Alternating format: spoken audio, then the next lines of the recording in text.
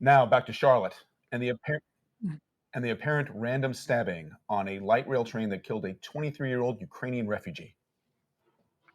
Surveillance video right there showing the woman boarding the train. This happened back on August 22nd.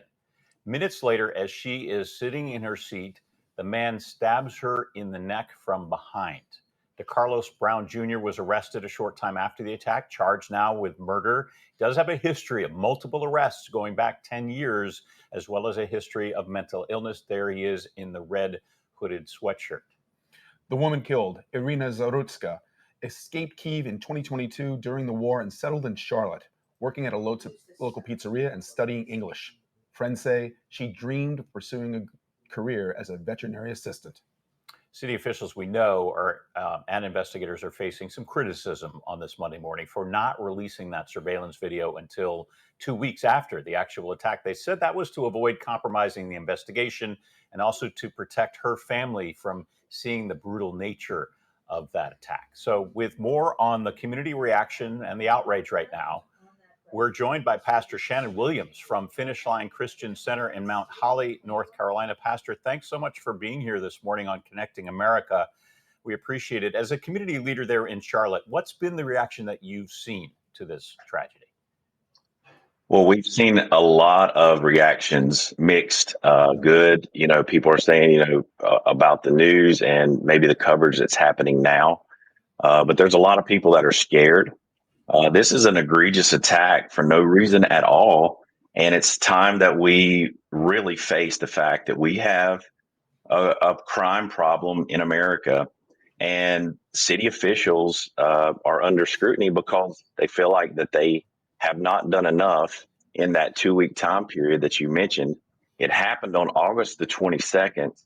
And it's just now, people are just now talking about what happened. And it's caused an outrage here locally because they feel like there was some deception or, that they weren't upfront enough in the beginning. So let's talk about that, Pastor, because I'm interested. Are you somebody who shares the belief that the video, which is very graphic and violent, should have been released? And if so, why? What purpose would that have served for the public? Well, there's mixed reactions. Personally, I believe information is a good thing.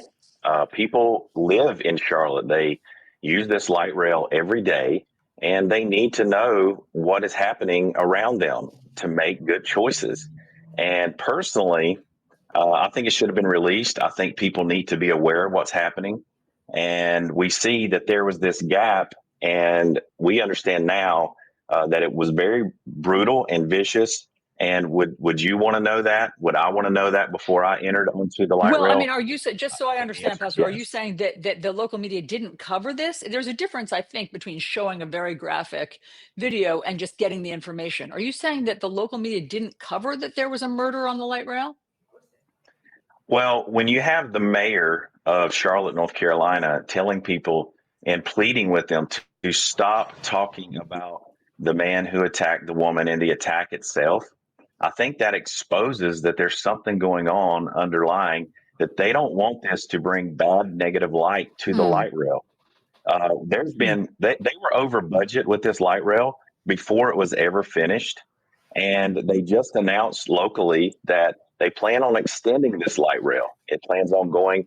They got plans to go to Gaston County, which is right beside Mecklenburg County. And what we see is that I believe that they're just trying to not have a negative light about the light rail period. But take Mm. all that aside, I believe information is good so people can make an educated choice. Do you think people need to see the full shock and horror of that incident to help people make the right choices, to try to keep public transportation safe, or is it just too much? Well, my attitude changed dramatically after I saw the first few seconds of the footage. I have not seen since the moment that it's frozen. They freeze it right as the man, Mr. Brown, steps up to do that, and it's frozen at that point. But let me tell you, it really changed my perspective on it. When you think about something, your mind can go in a lot of different ways. But when you watch it on video, it makes it very clear that this was unprovoked. There was no words exchanged between them, and this is a senseless attack that should have never happened. Arrested 14 times prior. He's got a history. And the mayor of Charlotte said, we can't arrest our way out of a mental health problem. That just means that I believe that there's another solution out there other than just arresting people. We need to actually get people the help that they need. I understand that they've just now hired a chief safety officer for the transit system. Is that long overdue, do you think? Absolutely. You know, Charlotte has been a very safe town for years and years. The area has, but we see the increase over time, just like you see in cities all over America. We see an increase in crime. And I think we need to be proactive instead of reactive when it comes to that. Yeah, Pastor actually, Kenneth? crime. I mean, in Charlotte, crime is down, as you know, this year. So violent crime is down something like 25%. So this aside, I mean, this is extremely violent, but generally, Charlotte seems to be getting safer. Um, but those are the stats that were released by the police a month or two ago. Pastor, thank you very much. We really appreciate getting your opinion from on the ground there in Charlotte.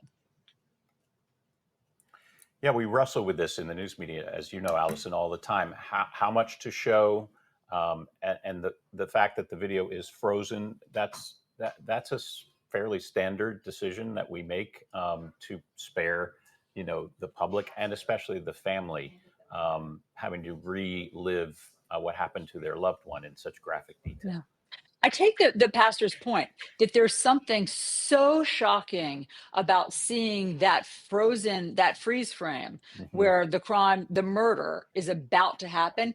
And that is really obviously attention getting. And yes, of course, the public should know that there was a crime of this magnitude on the light rail. That this might be the answer. I mean, it's so, again, arresting, this freeze frame, that I personally don't need to see the whole video to get the point. And there's a fine line between informing the public and being exploitative.